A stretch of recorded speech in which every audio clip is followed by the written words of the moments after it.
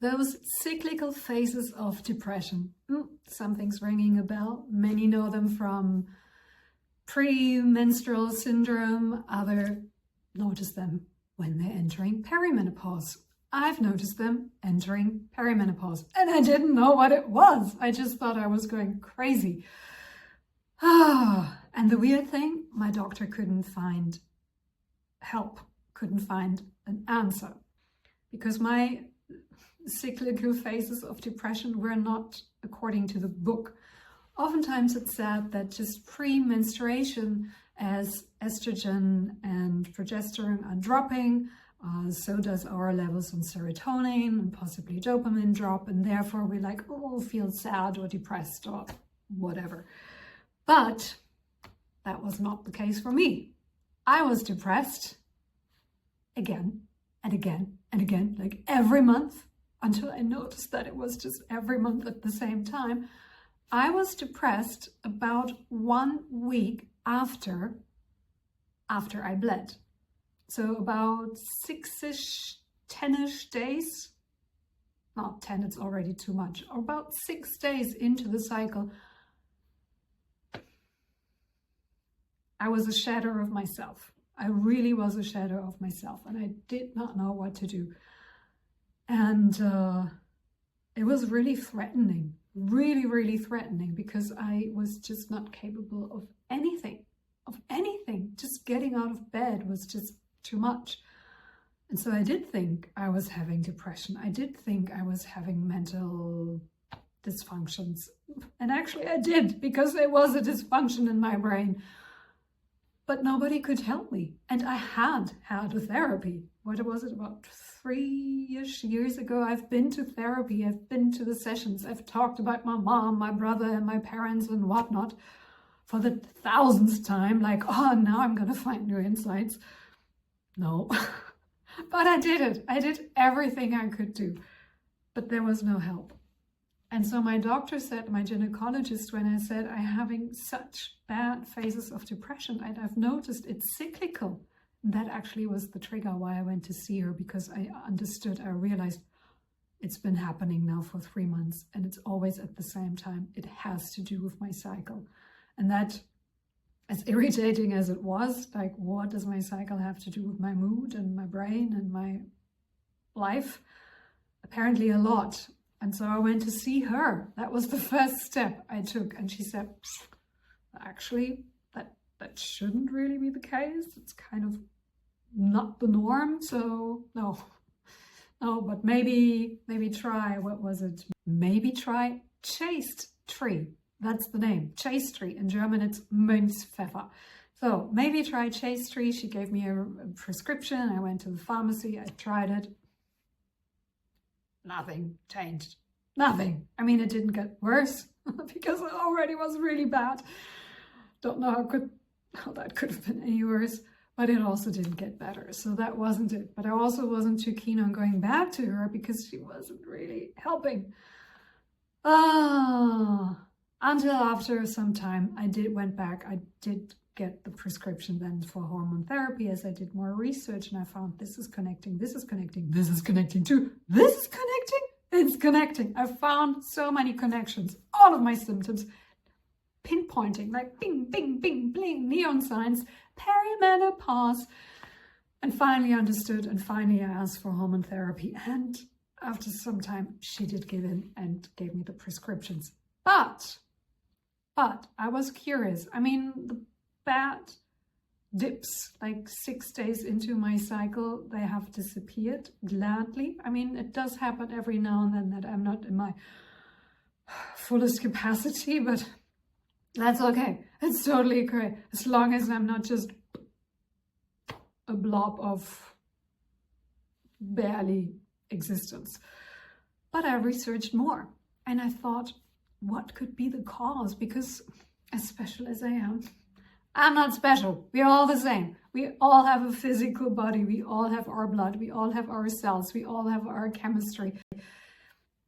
Even the air that we're breathing has been breathed and exhaled for thousands, millions of years. So there's nothing special and unique and about my body and what my body's doing. There must be many other people experiencing that as well. And what I found, digging deeper into that topic, like why is there depression about 6 days into the cycle? And here's what I found. And it's so illuminating. Why didn't I know it? Why don't doctors know it? Anyway, now you know it. And I contacted Perplexity again, but also through Perplexity, then the sources of various studies. And there have been various studies. It's not just suddenly it dropped from the sky and, ooh, now we're illuminated. The insights have been out there, and now even more studies and causations and correlations are investigated to find even more of what could be happening. So, but here is 2 things which I'd like to share, because I had 2 hypotheses. One was that I had soaring levels of estrogen due to multiple follicles in the systems, due to therefore higher levels of follicle stimulating hormone, higher levels of estrogen, and possibly comparatively too low levels of progesterone. So again, speaking about the gap, you know the gap by now. Too wide of a gap, too much estrogen in the system. And there it said, could be, and it could be for you. It could be for you, because it did state that if you are a woman who is sensitive to estrogen and who is sensitive to estrogen fluctuations, spikes in estrogen actually can lead to depressive symptoms. Usually estrogen is rather calming, soothing, relaxing, but if you are sensitive to estrogen, those spikes can make you anxious, can make you irritable, and can make you depressed. So that could be an option, but you know your body. Listen in, tune in, check if that could be the case. For me, that didn't feel like that was the answer. But here's something else which I found really interesting.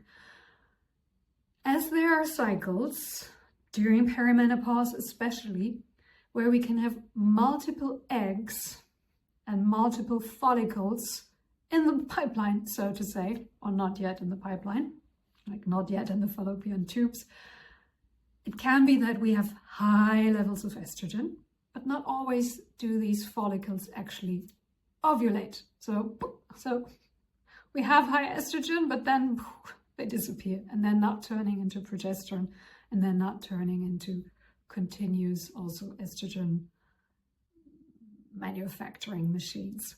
But as we have cycles with multiple eggs and follicles, we also have cycles with no eggs and follicles in the pipeline, in the machinery. And that can lead to very low levels of estrogen, like very low levels. And if you remember, just pre-menstruation, we had rather high levels of estrogen and progesterone. And since there was a message to the brain saying, hey, no, we're not fertilized. Yeah, okay, we're going to clean the area. Yeah, bye, see you. We're going to start next week. Okay, bye-bye. These levels in estrogen and progesterone drop, and therefore we have low levels of these 2 hormones when we're starting the new cycle. Like the first day of bleeding, we are low on hormones already. And if there's no egg, if there's no follicle, we stay low on both these hormones, on estrogen and on progesterone. On estrogen, because that follicle, that estrogen in our ovaries, it's just not, no, I'm taking a vacation this time. Next time, yeah, maybe. It's really nice. No, we'll see. No, not this cycle. I told you, no, bye. So not this cycle. But if we don't have estrogen, we also, that's the name of the game. No estrogen, no progesterone. So we're starting low on those 2 hormones, and we stay low on those 2 hormones. And it can be that for some women, staying low on estrogen, especially in the beginning then of the cycle or mid-cycle, can increase the likeliness for depressive symptoms. Ta-da! That's the answer. So if you're experiencing cyclically depressive phases, not pre-menstruation, but actually post-menstruation, that could be the cause. That could be the cause. And of course, I've investigated further. And there's something else in the game. Can you guess what? We have estrogen, we have progesterone, we have some testosterone, but again, testosterone peaks in our teens and it continuously declines, that not just suddenly a drop. But what other hormone is changing like crazy, not just estrogen, not just progesterone, it's FSH, the follicle stimulating hormone. And actually it's a pretty weird name because the follicle stimulating hormone is not something female specific. Men have it as well, but I don't think they have an egg and follicle, and still it's called, anyway, it's called follicle stimulating hormone, and it's a hormone present in both sexes and all the sexes in between. Yes, follicle stimulating hormone during perimenopause goes through the roof. It's a multitude of, the level is risen faster than climate change, way faster than that. And this hormone can also have an effect on mood, on brain issues. And let's look at that. So, the follicle stimulating hormone, why is it so high? The follicle stimulating hormone is so high because it's telling the ovaries and the eggs in there, the few last remaining there, you've got to celebrate, you've got to party, now it's the last time, get out there, jump, run. Like that maniac, weird coach, like pushing it to the limit. That's the follicle stimulating hormone. Yet it's a weird hormone in that sense because it doesn't stop. It continues firing, especially in our female body. It continues firing till the day we say bye-bye, next life please. And it keeps firing at a very high level. So when we were pre-perimenopause, it was rather calm and collected, and now we're entering perimenopause. It suddenly is like a super alert and over. That's follicle stimulating hormone, and that's what it's doing for you. Even if there's not even an egg anymore which can receive the message, even if there's not even a follicle anymore which can receive the message, follicle stimulating hormone doesn't care. It's just up there and firing and coaching, even though nobody is listening. But what does it do? And there have been several studies, and a very recent one, and I found that one very interesting. And it's a study from the University of Wuhan and Tongji Medical School. So Wuhan Tongji Medical School, it's a 13. It's a study done by 13 people. And it's a study on follicle stimulating hormone induces depression-like phenotype by affecting synaptic function. Like, what? Yes, what? And it's fabulous. It's so interesting. This study investigated many things, and a lot is like really specific. So I'm trying to distill the essence and make it easy to understand for us. How come our body knows all these things without our brain understanding what it means? But there's two things, and they did a study on mice. Yeah, mice, it's not humans, but still, it's super interesting because they found that there's one thing. There's the follicle stimulating hormone, and there's follicle stimulating hormone receptors. Just like for estrogen, just like for progesterone, it's one thing having those hormones. It's another thing having somewhere to connect. so that it can do something. If there is no receptor, I can speak and speak and speak, and if you're not listening, you will not hear it. And that's the same with the receptors. If those receptors are not present, there can be as much hormone, but nothing really will change a lot. That might also be the cause why starting hormone therapy many years post-menopause doesn't really make sense. Not only does it increase levels or likeliness of some diseases, it could be that you do not have the receptors for those hormones anymore. But side note, follicle stimulating hormone receptors. Yes, they're in the ovaries. Yes, they're in the eggs. And yes, they're everywhere. Everywhere. Everywhere.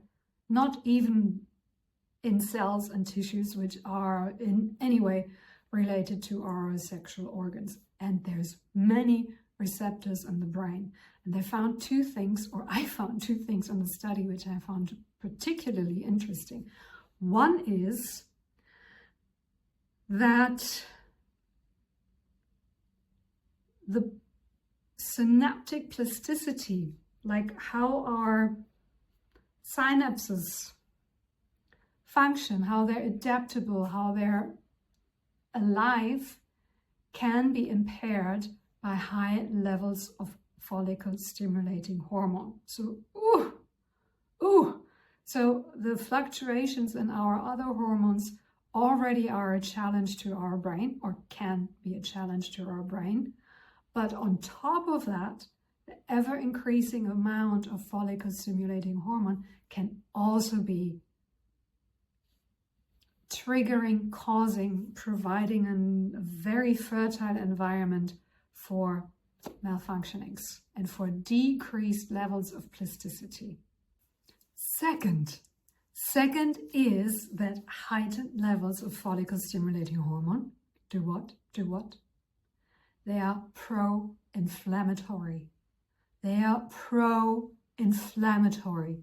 So our system is on fire already, and we can do as much as we can to fight and to fight the inflammation and to decrease it, and to eat food which reduce inflammation, and to exercise and all of that to reduce inflammation. Yet the follicle stimulating hormone is likely to cause inflammation. Now, isn't that a vicious circle? It's so mean. It's so mean. As of now, there's no therapy, there's no medicine targeting FSH or targeting FSH receptors or other hormones in the interplay and orchestra of those functions. But I think it's very relevant information. To me, it's very relevant information because it helps me understand it's not just in my mind, it's in my mind. It's there, it's in my brain, it's happening. It's chemical, physical, biological changes. And it's not just me thinking that something's wrong or changed. It's actually fact. And while that might not solve anything, it might soothe at least to some degree. And there's something else from another study. That's studies from 2010, 11, 6, and even one from 2023. And it was looked at FSH in correlation to mood disorders, inflammatory processes, and neural processes, but also with focus on dementia and Alzheimer's disease, because they are so closely connected. It's horrible. It's horrible, but it's wonderful that science finally is identifying these topics and investigating these topics, and hopefully there will be money spent and invested in these topics, because it's women's lives, it's families, it's so much. This study from 2021, it's called Follicle Stimulating Hormone, More Than a Marker for Menopause, FSH as a Frontier for Women's Mental Health. And it's been written by 4 people. Do I see the university? I don't see the university. But here's something which I found really, really interesting. Science, please speed up.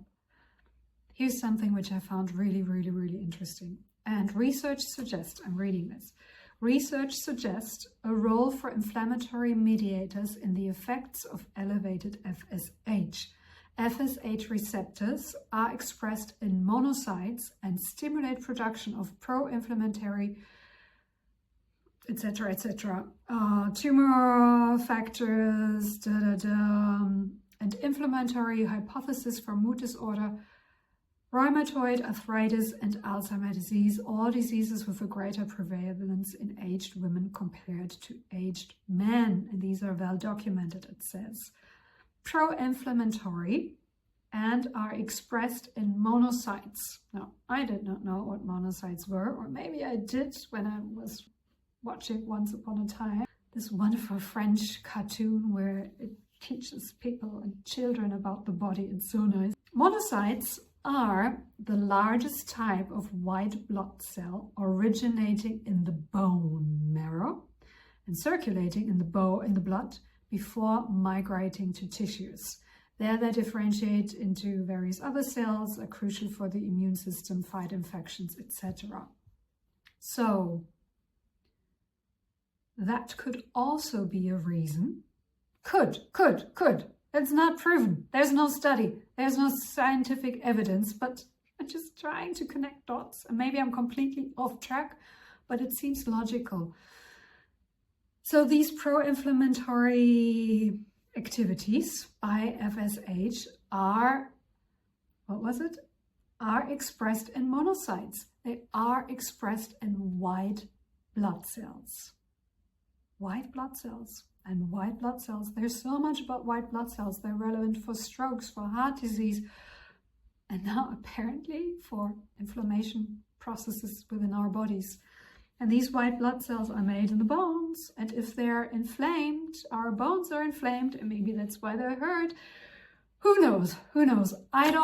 Science doesn't know, at least it didn't find it yet. But it's so exciting. It's so exciting. If you're a scientist out there, please investigate and help us women. Maybe you're a woman just as well. Help us and help our systems we're living in and our environments, because it's just not right that we suffer. And it's not just in our head. It's not our choice. It's huge, massive changes. As I've read somewhere, perimenopause is causing more stress on the body. It's more drastic in changes than is pregnancy and delivery. I cannot even imagine, because that's massive. So many women are going through this silently, quietly, thinking they are alone, thinking they have to deal with the pain, thinking there is no solutions, and maybe there aren't solutions yet. But let's find these solutions. Putting a bow on it, bring it back to where we started. Like, why do I have depression about a week into my cycle? That could be the reason. Reason number one, you're super sensitive to estrogen, so that could cause that phase. Or there's just not enough estrogen in the system, so your body is just dehydrated of estrogen, like depleted of estrogen, and just needs it. And the follicle stimulating hormone is so high, and it keeps increasing and increasing and increasing. Like all the other hormones, they decrease. Follicle stimulating hormone says, I'm going to swim the other way.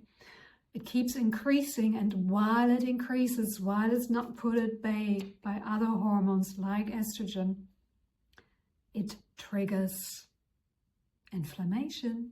Ta-da, ta-da. And that inflammation, since we have follicle stimulating hormone receptors also in our brain, also our brain can be inflamed. And now that we know that the inflammation starts in the white blood cells, it is everywhere. Everywhere. Even if your little toe cyclically is inflamed, that could be the reason why, because there's just a lot, excessively much follicle stimulating hormone in the system. That was exciting. So I hope it clarified a bit. I hope it soothed a bit. I hope it helped you realize and accept you're not going crazy. You might be going crazy, but it's because your body is doing crazy stuff this time of life. So I'm wishing you take good care and see you next time. Oh yes, share in the comments if you have depression a week into your cycle. What has helped? What tricks, remedies can you recommend? Pass them on, share them with all those other ladies. Take good care. Bye-bye.